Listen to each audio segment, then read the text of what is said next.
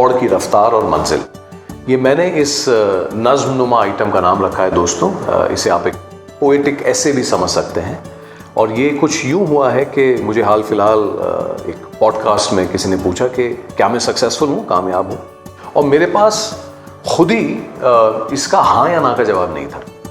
Because this was asked by a rather young person and the question was a rather direct one, I thought I should write something for younger folks, because very quickly young people will enter the world's market and run the risk of losing perspective, and this नज़्म-नुमा essay is the result of that दोस्तों। So मुलाहिज़ा फरमाइए दौड़ दौड़ की रफ्तार और मंजिल।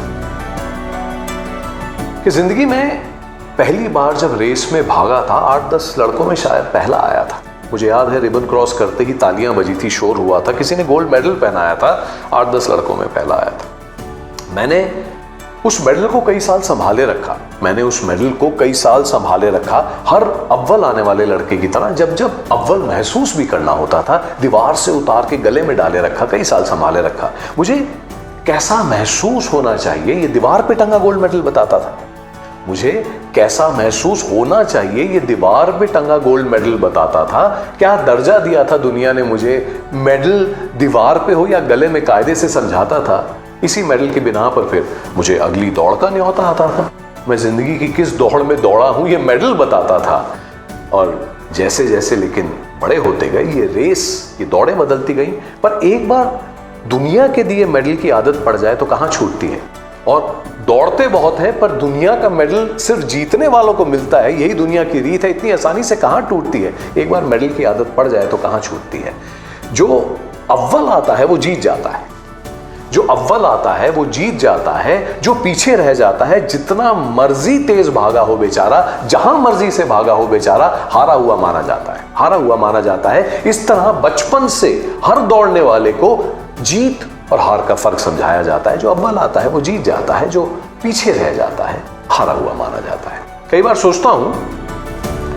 सोचता हूं जिन दौड़ों में मैं दौड़ा हूं, जिस रफ्तार से मैं दौड़ा हूं, जिस तरफ मैं दौड़ा हूं, जिस दौड़ में मैं हजारों से अव्वल आया हूं, जिस दौड़ को जीतने के लिए पागल रहा हूं, जिस दौड़ में सांसें फूली है, चोट लगी है, घायल रहा हूं, जिस दौड़ को जीतने के लिए पागल रहा हूं, वो दौड़ किसकी थी?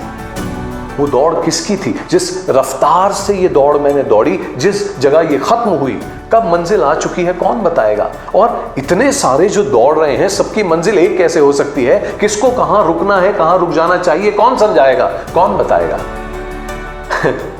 मेडल जीतने के बाद जहां खड़ा हूं, मेडल जीतने के बावजूद ये मंजिल सी क्यों नहीं नजर आती? मैं जीत गया हूं, अब दौड़ना बंद कर सकता हूं, ऐसी कोई खबर क्यों नहीं आती? ये मंजिल सी नजर क्यों नहीं आती?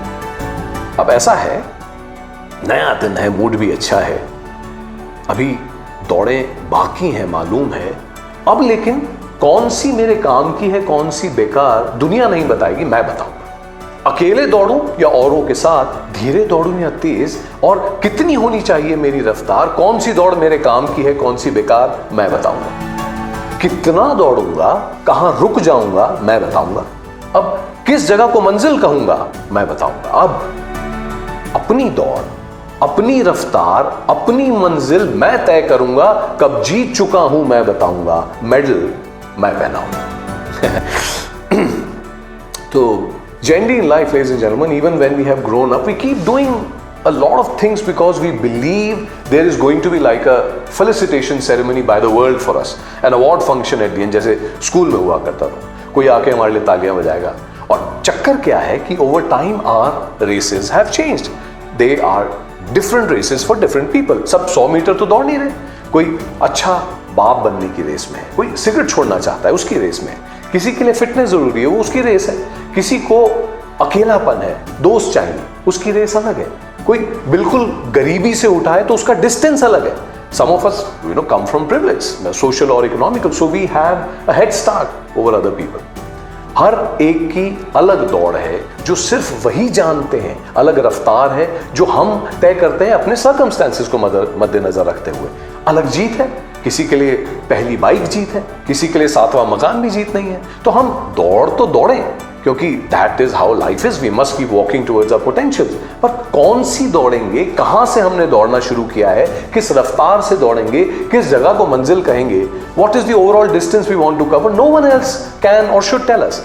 अब खुद को कब मेडल देना है, कब नहीं, how successful we feel depending on our personal races and distances covered, ultimately हमें खुद डिसाइड करना चाहिए। So are we successful? आप डिसाइड कीजिए अपने लिए दौड़ के हिसाब से, और मैं अपने लिए डिसाइड करता हूं, क्योंकि अपनी दौड़, अपनी रफ्तार, अपनी मंजिल हम तय करेंगे। कब जीतेंगे हम बताएंगे, और खुद को मेडल अब हम पहनाएंगे।